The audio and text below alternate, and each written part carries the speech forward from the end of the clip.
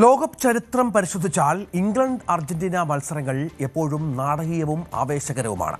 5 തവണ ലോകവേദിയിൽ ഏറ്റുമുട്ടിയപ്പോൾ 3 തവണ ഇംഗ്ലണ്ടിനായിരുന്നു ജയം. 86 ലോകകപ്പിലെ ക്വാർട്ടർ ഫൈനലാണ് അർജന്റീനയുടെ വിഖ്യാത ജയങ്ങളിൽ ഒന്ന്. വീണ്ടും അർജന്റീനയും ഇംഗ്ലണ്ടും ലോകകപ്പ് വേദിയിൽ നേർക്കുനേർ വരുന്നു. ത്രീ ലയൺസും ആൽബി സെലസ്റ്റയും ഏറ്റുമുട്ടിയപ്പോഴൊക്കെ വീര്യം നുരഞ്ഞു പൊങ്ങിയിട്ടുണ്ട്. വലിയ ചർച്ചയിലേക്കൊന്നും പോകാതെ അവസാനിച്ചത് 1962 ലോകകപ്പിലെ ഗ്രൂപ്പ് ഘട്ടത്തിലെ മത്സരം മാത്രം. അന്ന് 3-1 ജയിച്ചു കയറിയ ഇംഗ്ലണ്ട്. 1966 യഥാർത്ഥ വൈരം തുടങ്ങുന്നത്. ലോകകപ്പിലെ ക്വാർട്ടർ ഫൈനൽ റഫറിയോട് തർക്കിച്ചതിന് അർജന്റീന ക്യാപ്റ്റൻ അന്റോണിയോ റാറ്റിൻ ചരിത്രത്തിലാദ്യമായി ചുവപ്പ് കാർഡ് കണ്ടു. കളം വിടാൻ റാറ്റിൻ കൂട്ടാക്കാതിരുന്നതോടെ നാടകീയ രംഗങ്ങൾക്കാണ് ആ വേദി സാക്ഷ്യം വഹിച്ചത്.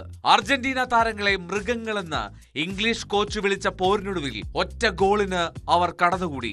ആ വർഷമാണ് ഇംഗ്ലണ്ട് ഒരേയൊരു തവണ ലോക ചാമ്പ്യന്മാരായതും. 20 വർഷം കഴിഞ്ഞ് 86 അടുത്ത പോരാട്ടം. ഫ്രോക്ലാൻഡ് യുദ്ധത്തിന്റെ പശ്ചാത്തലമുള്ളതിനാൽ കളത്തിലും ആ വൈരം പ്രകടമായിരുന്നു. അന്ന് മെക്സിക്കോ സിറ്റിയിലെ അസ്റ്റെക്ക സ്റ്റേഡിയത്തിൽ 2 സംഭവങ്ങളുണ്ടായി. ഒന്ന്, കുപ്രസിദ്ധമായ ദൈവത്തിന്റെ കൈ. 2, ഫുട്ബോൾ ദൈവത്തിന്റെ നൂറ്റാണ്ടിലെ ഗോളും.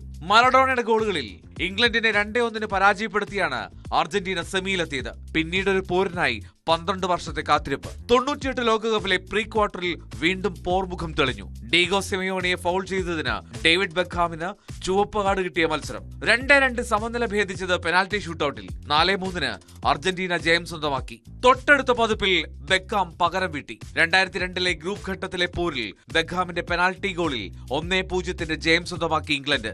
അങ്ങനെ ചരിത്രത്തിൽ ഇടം പിടിച്ച പോരാട്ടങ്ങളുടെയും പോരാളികളുടെയും പിന്മുറക്കാർ വീണ്ടും ഏറ്റുമുട്ടുമ്പോൾ ആ പഴയ വൈരത്തിന്റെ ചില മുറിപ്പാടുകൾ കാണാനിടയുണ്ട്.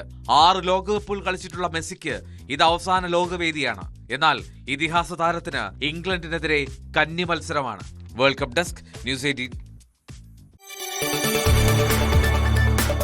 കൂടുതൽ വാർത്തകൾക്ക് news 18 Keralam YouTube channel subscribe ചെയ്യുക.